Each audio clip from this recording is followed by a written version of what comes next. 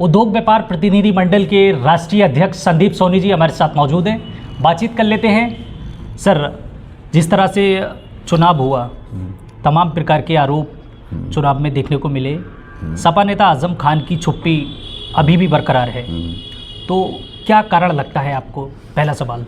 देखिए, अपोजिशन का काम है आरोप लगाना।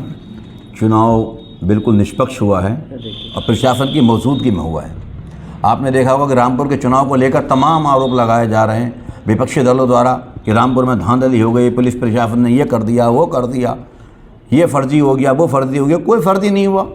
मुस्लिम समाज में भी सर्वे करवाइए, 20 से 22 हज़ार मुस्लिम भाइयों के वोट मिले हैं रामपुर में भारतीय जनता पार्टी को।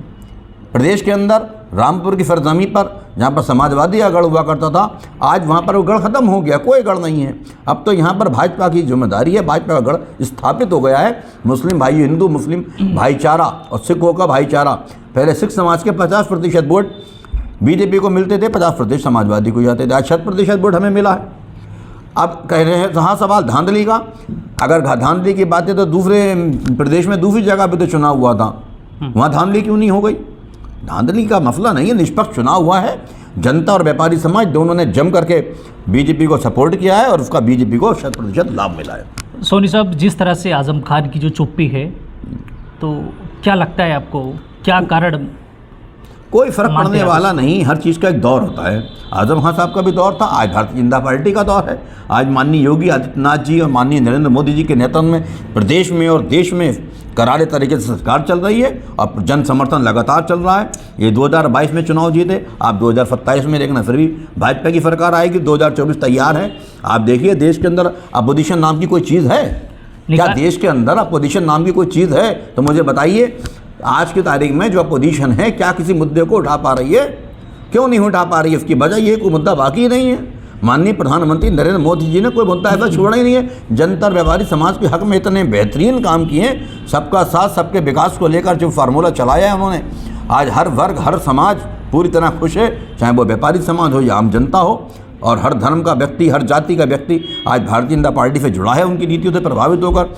इसी वजह से विपक्ष पूरी तरह 100% एक तरीके से निष्क्रिय हो चुका है। संदीप साहब, आप व्यापार मंडल के राष्ट्रीय अध्यक्ष हैं जी, और अब निकाय चुनाव आ रहे हैं, तो क्या लगता है आपको, रामपुर में निकाय चुनाव का जो बिगुल बजने वाला है, उसकी दावेदारी के लिए आप भी दावेदारी कर रहे हैं उसके लिए, तो अचानक से क्या मन में विचार आया कि चुनाव लड़ने का सोचा है आपने? निकाय चुनाव में भाईचारे का चुनाव हो सकता है।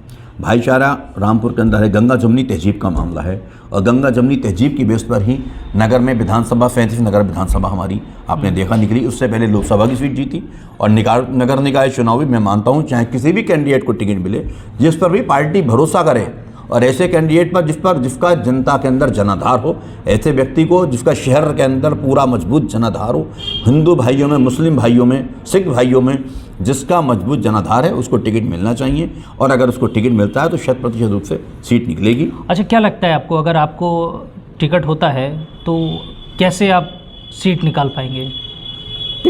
अगर टिकट मिलेगा तो 100% रूप से सीट मिलेगी। उसकी वजह सिर्फ यही है कि ये तो काम करने वाला, टिकट का मतलब टिकट उसको मिलना चाहिए जो जनता का काम करता हो, जो जनता दरबार ऑलरेडी 20 वर्षों से लगाता हो, जो जनता के लिए निष्पक्ष भाव से बिना राजनीतिक लालच के, जिसने जनता के बीच में काम करके जनता के काम कराए हों, थाने के, कोतवाली के, तहसील के, बिजली विभाग के, फूड सेफ्टी के, सैंपलिंग के, जनता और व्यापारी समाज के लिए जिसने काम किए हों, ऐसे व्यक्ति को टिकट मिलना चाहिए जिसने जनता के लिए कुर्बानी दी है। अगर ऐसे चाहे मैं हूँ, चाहे कोई दूसरा व्यक्ति हो, अगर उसको टिकट मिलेगा 100% रूप से सीट निकलेगी और भारी मतों से चुनाव जीतेंगे। ये भी रामपुर की जनपद में आज़ादी के बाद से 1950 के बाद से आज तक भाजपा की सीट निकली नहीं है।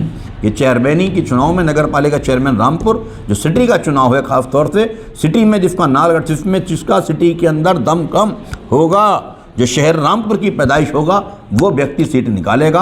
और वो व्यक्ति मजबूती से जिसने जनता का काम किया होगा, वही व्यक्ति सीट निकालेगा और उसी को टिकट मिलना चाहिए। और जिसको टिकट मिलेगा, हम भी पूरी तरह तन मन धन से, पूर्ण समर्पण भाव से उसको चुनाव लड़ाएंगे।